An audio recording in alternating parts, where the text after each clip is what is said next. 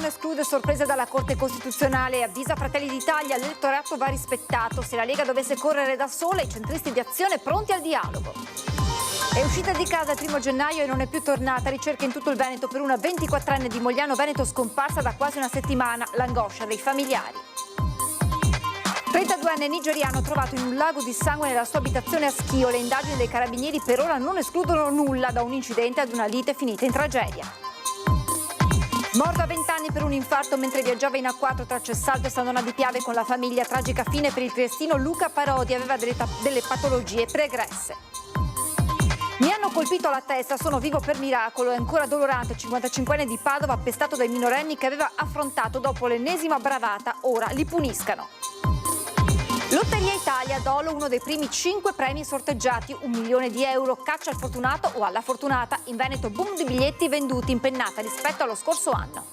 Firmato questa mattina in regione l'accordo tra Università di Padova e ULSS 3 Serenissima. Il corso di laurea di Medicine and Surgery si terrà all'ospedale Santi Giovanni e Paolo di Venezia. Buonasera e ben ritrovati con l'edizione regionale dei nostri telegiornali. In primo piano, lo avete sentito dai titoli, la politica con le elezioni regionali, e anche di elezioni regionali verte il sondaggio di questa sera. Ecco il quesito al quale vi chiediamo di rispondere. Regionali, la Lega deve correre da sola, e questa è una delle ipotesi degli ultimi giorni, di una spaccatura dunque nel centrodestra. Se la vostra risposta è sì, il numero è lo 0422 1626691, 0422 1626690. Se la vostra risposta è no, la chiamata è gratuita, l'esito questa sera nel corso di Ring. E allora veniamo proprio alla politica in primo piano con le elezioni regionali e il presidente Zaia che sul terzo mandato non esclude sorprese dalla Corte Costituzionale e intanto avvisa gli alleati di Fratelli d'Italia, del centrodestra, dice no a candidati a tavolino, l'elettorato va rispettato. E poi se la Lega dovesse correre da sola con Mario Conte come candidato, Azione di Calenda è pronto al dialogo. Ci deve essere sempre, come si può dire, una forma di consenso popolare preventivo. Cioè se venisse qua qualcuno a imporci un candidato che magari non è neanche, come si può dire, particolarmente gradito, è inevitabile che i veneti dicano cosa sta succedendo. Le aspettative di leadership in Veneto, prima di Forza Italia, ora di Fratelli d'Italia, sono legittime, ma quella di presidente di regione è una carica elettiva ed è bene ricordarlo. Suona come un avviso agli alleati la replica di Luca Zaia al ministro Luca Ciriani, che senza giri di parole ha sostenuto che spetta al partito di Giorgia Meloni, il candidato governatore in Veneto, bocciando terzo mandato e rinvio delle elezioni alla primavera del 2026.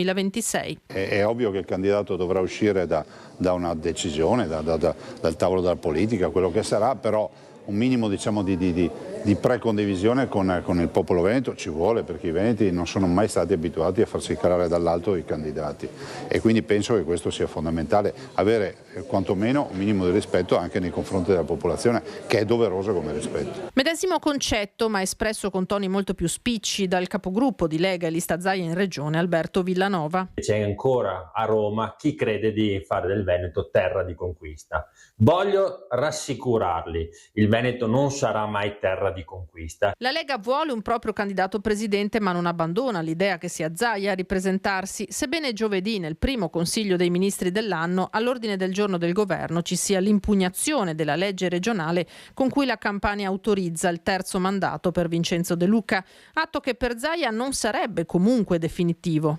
Penso che non sia una pietra tombale, perché se il governo impugna, ed è legittimamente da comprendere se impugna, noi dovremo capire la Corte Costituzionale cosa dice. Magari la Corte Costituzionale apre un vaso di Pandora sul tema del blocco dei mandati, sulla costituzionalità o meno.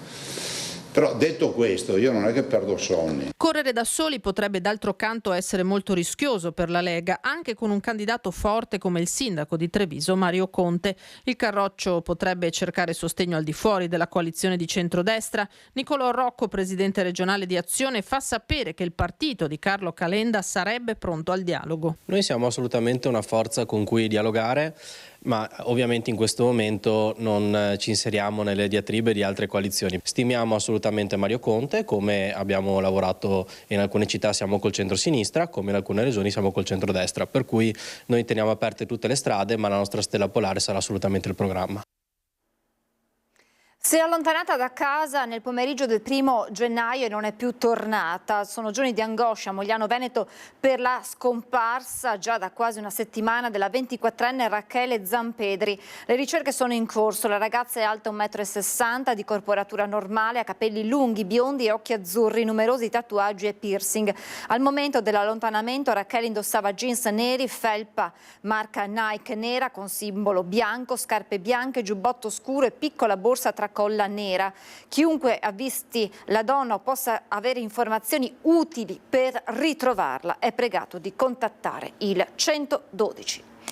Ed è giallo a Schio, dove un 32enne nigeriano è stato trovato morto, dissanguato nella sua abitazione. Indagini dei carabinieri per far luce sulla tragedia. È giallo sulle cause della morte di un 32enne cittadino nigeriano trovato in casa a Schio senza vita. A trovare Kelly Egbon privo di vita i carabinieri di Schio, intervenuti intorno alla mezzanotte in un appartamento di Piazza Garibaldi a pochi passi dal Duomo. Secondo le prime ricostruzioni potrebbe essere stata una caduta su un tavolo in plastica ad avergli procurato il taglio fatale alla gamba, ma non si escludono al momento altre ipotesi sulla vicenda dalle dinamiche ancora tutte da chiarire, al fine di escludere che siano implicate altre persone, fatto su cui sono in corso gli accertamenti dei carabinieri coordinati dal magistrato di turno della Procura di Vicenza, intervenuto sul posto assieme al medico legale. La salma è stata trasportata all'obitorio dell'ospedale Alto Vicentino di Sant'Orso a disposizione dell'autorità giudiziaria. Intanto in città c'è sconcerto tra chi lo conosceva, avendo lavorato con lui da metalmeccanico in passato, e chi lo aveva incrociato poche ore prima della tragedia. Ho lavorato con lui San Vito quasi 6 mesi. Lui sempre da solo, tranquillo, con la sua bici in giro, ma non so. Lui è arrivato qua in negozio verso alle 9:30, mi sembra alle 9:30 alle 10, ha fatto spesa, si è tornato insieme con la sua ragazza. Dopo verso la luna mi hanno chiamato, perché noi qui in Africa e qui in Aschio mi rispettano come un papà. Mi hanno chiamato per avvisarmi cosa è successo. Vicenda che ha scosso chi vive e lavora in zona. Quando li ho sentito, che mi sono avvicinato alla finestra, subito ho visto l'ambulanza arrivare. Dopo un po' sono arrivati i carabinieri, già dopo hanno smesso. Molti clienti sono entrati allarmati chiedendomi cosa era successo. Morto a 20 anni per un infarto mentre viaggiava in A4 tra Cessalto e San Donà di Piave con la famiglia. È successo nelle prime ore del mattino di domenica. La vittima è il triestino Luca Parodi, giocatore di Baskin della squadra dei Bazinga. A ricordarlo è il responsabile della compagine giuliana, Giulio Pituzzi.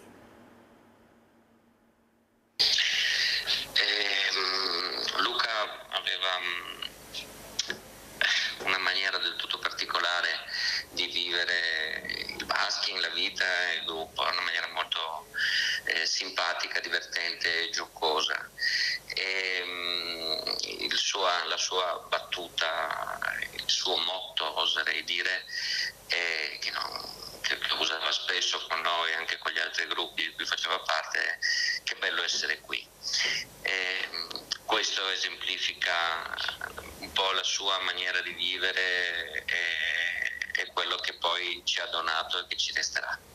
La comunità del Baskin e della Trieste sportiva tutta è in lutto per la morte di Luca Parodi, 20enne triestino colto da un infarto mentre viaggiava in macchina sull'autostrada 4 con mamma, papà e il fratello di 17 anni. A ricordarlo con affetto, mettendo in luce la positività d'animo del ragazzo nonostante gli ostacoli che la vita gli aveva messo di fronte, è Giulio Pituzzi, responsabile della compagine triestina del Bazinga Baskin, la disciplina cestistica che vede giocatori normodotanti dotati e con disabilità giocare assieme. Uno sport e una comunità in cui il giovane aveva trovato soddisfazione e una grande comunità di amici e divertimento. La tragedia si è consumata nel tratto di strada tra San Donà e Cessalto in direzione Trieste, dove la famiglia stava rientrando. Luca si è sentito male e il padre si è fermato subito lungo la corsia d'emergenza allertando i soccorsi. Il ventenne è stato trasportato d'urgenza all'ospedale di San Donà, ma è morto poco dopo il ricovero. Sul posto è intervenuta anche la polizia stradale.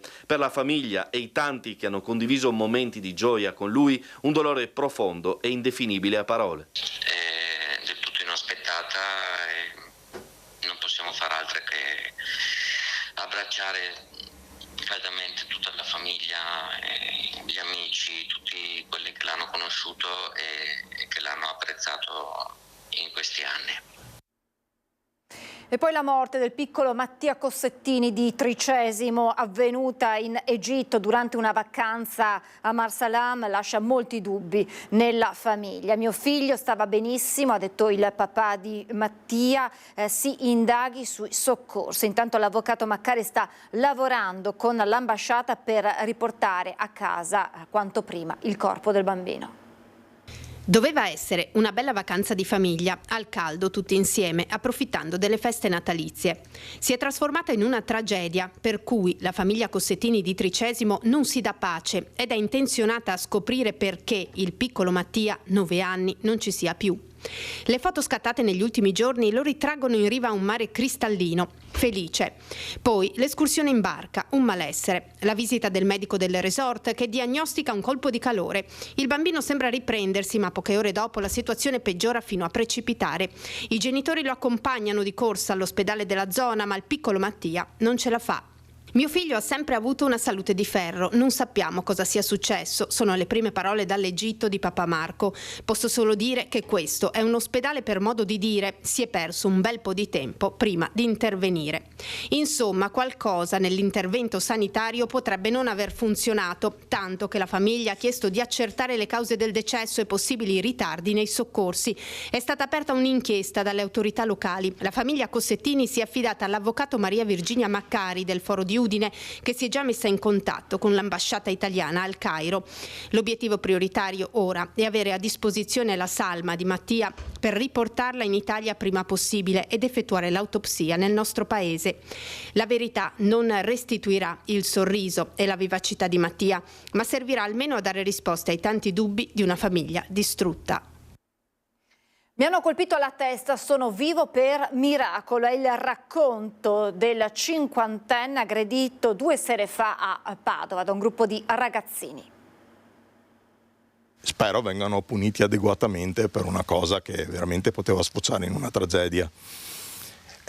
Poi per il resto cosa vi devo dire? Scenderò da casa e tornerò a casa meno tranquillo, perché adesso so che la possibilità di subire questo tipo di aggressioni accade anche sotto casa propria, dove ci si sente al sicuro. L'occhio sinistro tumefatto, botte visibili al volto, alla voce pacata che nasconde la profonda sofferenza fisica e interiore Andrea Nicoletto, il cinquantenne residente a Camin, pestato a sangue sabato sera da 2 ragazzi minorenni.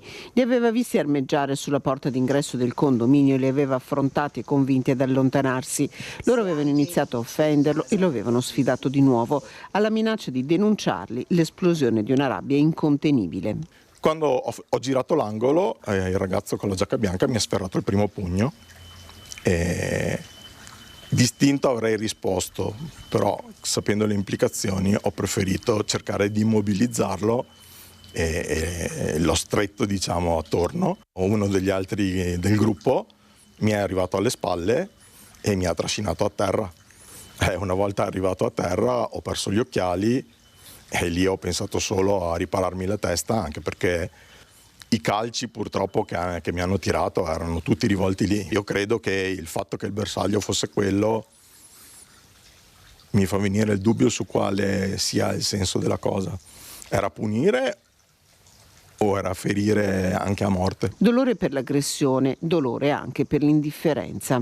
Se mia moglie non fosse uscita dal balcone e non avesse gridato "ho chiamato i carabinieri", non so come sarebbe finita la cosa. Nessuna ferita grave per fortuna, l'ematoma al volto e le botte fanno male, a fare ancora più male è lo spirito.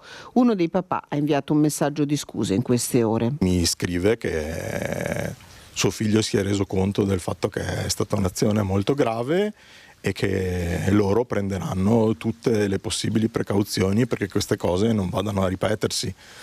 Però lascia il tempo che trova. Sul fatto stanno indagando carabinieri e polizia dopo che Andrea Nicoletto ha presentato denuncia. Uno dei coinvolti è stato identificato. Gli investigatori sono al lavoro per dare un nome anche al secondo. Una rabbia brutale quella degli aggressori. Non sembravano neanche ragazzi sostanzialmente, sembravano veramente degli adulti rabbiosi. Non ho capito. E comunque mi dice mia moglie, che era poi fuori quando ha interrotto l'aggressione, che il resto del gruppo era nell'angolo della siepe, erano tutti fuori che guardavano, magari avevano anche fatto qualche filmato o postato. Certo che anche da parte loro il fatto di capire che questa cosa qui può degenerare in una tragedia non esiste, cioè era uno spettacolo. Voltiamo pagina. Lotteria Italia, Dolo, uno dei primi 5 premi sorteggiati, 1 milione di euro, caccia al fortunato o alla fortunata, e in Veneto boom di biglietti venduti, impennata rispetto allo scorso anno. Qui è stato venduto il biglietto che ha vinto 1 milione di euro. Sì, l'ho sentito dire. Dove l'hanno venduto? Dove? Qui, questa stazione. Ah, bene, tanti auguri a tutti. Complimenti per chi l'ha vinto, speriamo che sia uno che ne ha bisogno e che gli faccia fortuna. C'è anche il Veneto tra i primi premi dell'estrazione della Lotteria Italia, con un fortunato o una fortunata che all'autogrill di Arino di Dolo, lungo l'autostrada A4 Venezia-Milano, ha vinto 1 milione di euro, quinto premio della classifica. Non è lei il vincitore, fortunatissimo? No, grazie. Magari. Tra i dipendenti dell'autogrill si vocifera il milionario o la milionaria sia di fuori provincia, se non di fuori regione, e che il biglietto vincente sia stato venduto proprio a ridosso del Capodanno. Se lei vincesse 1 milione di euro, cosa ne farebbe? Non lavorerei più. La prima cosa che farei. Sempre in vacanza, 365 giorni all'anno. Io lo metterei insieme a quell'altro che ho. E cosa ne fa? Li tiene da parte? Tengo da parte, vado in giro, faccio dei viaggi con mia moglie, da solo, e così mi diverto. Che devo fare? Viaggerei, spenderei in viaggi e cose del genere. E tante di quelle cose, penso proprio tante cose più bisognose magari, che mi farebbe piacere farle. Prima la famiglia, i figli, aiuterei anche le persone, farei beneficenza, dai. In totale in Veneto sono stati venduti 524.000 biglietti, ovvero il 24,3% in più dell'anno scorso. Belluno è la città che ha registrato il maggior aumento di percentuale di italiani venduti, mentre la provincia con il numero più alto totale di biglietti acquistati è Verona, con oltre 165.000. L'hai comprato te il biglietto della lotteria? No, mi dispiace, non l'ho comprato. Va bene anche l'ha vinto. Non l'hai comprato te? Bene. Senz'altro che sia uno che ha bisogno. No, non ho avuto tempo e perché non l'ho nemmeno trovato.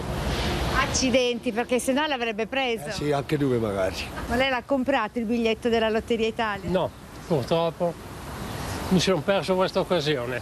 Ma la prossima volta lo prenderò. Firmato questa mattina in Regione l'accordo tra Università di Padova e ULSS 3 Serenissima. Il corso di laurea di Medicine and Surgery si terrà all'ospedale Santi Giovanni e Paolo di Venezia. Dal prossimo settembre a Venezia partirà il corso di laurea esclusivamente in inglese di Medicine and Surgery, Medicina e Chirurgia dell'Università di Padova e si svolgerà all'ospedale Santi Giovanni e Paolo. L'annuncio a Palazzo Balbi con la firma di un protocollo d'intesa tra Regione, Università di Padova e ULSS 3. Grande risultato, è uno dei 2 sogni che ho sempre avuto per medicina. Treviso che è conclusa, sono i 6 anni, quest'anno sono state le prime lauree, e dall'altro portare la facoltà di medicina e chirurgia tutta in inglese a Venezia, la realizzazione di un grande progetto. Vedrete che da qui potrà solo che crescere. Un grandissimo risultato, perché se pensate alla Repubblica Serenissima, che è stata la custode della scienza dell'Ateneo padovano, perché la sua laicità ha garantito che lì si facesse cultura anche quando c'era la Santa Inquisizione, Portare la facoltà di medicina da Padova a Venezia vuol dire che questa collaborazione, questa attenzione, questa complicità sta funzionando ancora. È tutto nell'interesse della gente, della popolazione e soprattutto della scienza. Si partirà con 100 studenti l'anno, molti dei quali internazionali, che aumenteranno fino a raggiungere il numero di 600 entro il 2030. Negli anni gli studenti internazionali alla nostra università in generale stanno crescendo sempre moltissimo. Attualmente abbiamo circa l'11% degli iscritti sono studenti internazionali, però sicuramente su Medicine and Surgery puntiamo ad avere un numero veramente cospicuo di studenti. 3 le aule destinate all'insegnamento, oltre alla disponibilità di biblioteca e laboratori. Ci saranno poi ambienti di supporto come la zona del canale del pianto. Gli studenti però dovranno anche affrontare la questione abitativa. A Santi Giovanni Paolo c'è una foresteria, stiamo lavorando con degli appartamenti, però ci sono anche delle aree della città che sono interessanti e possono essere oggetto di una riqualificazione che ulteriormente porta valore aggiunto, tipo i Justinian, che sono in parte inutilizzati e potrebbero diventare delle aree di espansione sia per l'università che per gli studentati. È bellunese la foto scelta dalla NASA come Astronomy Picture of the Day per spiegare i fenomeni dell'aurora boreale e della SAR o arco aurorale rosso stabile. Si tratta di una foto di Alessandra Masi scattata a Pieve di Cadore il 1° gennaio, pochi giorni prima del massimo avvicinamento della Terra al Sole. La Befana è arrivata al Banco Solidale dei Veneti schiacciati dalla crisi grazie al nucleo paracadutisti Bellona di Montebelluna. Buongiorno! Guardate, con la piantina, perché lei si era persa, perciò aveva la piantina di Treviso, però non riusciva a trovare la provincia perché era chiuso e ha chiesto l'aiuto ai paracadutisti. Allora sentite la letterina che scrive la Befana. Per i bambini del Banco Solidale della sede della provincia di Treviso. Potrebbe sembrare l'inizio di una favola. La Befana, accompagnata dai paracadutisti che atterra a Treviso, cerca un posto dove lasciare i suoi doni e trova il banco alimentare di Sant'Artemio. Invece è la realtà. Il gesto del nucleo paracadutisti Bellona di Montebelluna e lei, Mirella Tuzzato, presidente dell'associazione Veneti Schiacciati dalla Crisi, che con l'aiuto dei volontari prepara i giochi per consegnarli ai bambini. Questo anno sono arrivata io con il paracadute, accompagnata dall'associazione Paracadutisti. Io penso che non abbiamo veramente mai avuto una Befana così, anche mi emoziono. Bambini che hanno meno o spesso non hanno nulla, che al banco alimentare del mercoledì troveranno un dono. Quei problemi attuali che ci sono anche di questi giovani, penso che la Befana e con Babbo Natale stiano facendo anche questo, perché hanno bisogno di punti di riferimento e penso che sognare ed emozionarli fin da piccoli sia una cosa bellissima. Doni come giocattoli, come cibo, vestiti, coperte per i più grandi o come i panettoni che l'amministrazione comunale di Spresiano ha fatto avere. Devo continuare a dire grazie al sindaco Marco Della Pietra con gli ambassador du Pain che hanno portato 130 panettoni perché nessuno aveva portato un panettone a parte le famiglie o le persone. Doni che il banco è pronto ad accogliere e distribuire, l'unico nella Marca, l'unico in Italia aperto dentro ad un ente pubblico, un posto speciale che merita per questo di essere raccontato. Abbiamo abbigliamento, facciamo fatica a donare cibo, pasta, latte. Quello ce lo compriamo, confessa Mirella Tuzzato, emozionata come non mai nel leggere la letterina della Befana ai bambini. Cari bambini, grandi doni per voi tutti, perché lo meritate. Bravi, bravi e bravi. Un grande abbraccio dalla vostra Befana. È davvero tutto, adesso vi lascio la sigla e alle previsioni del tempo. Grazie per essere stati con noi e buona serata.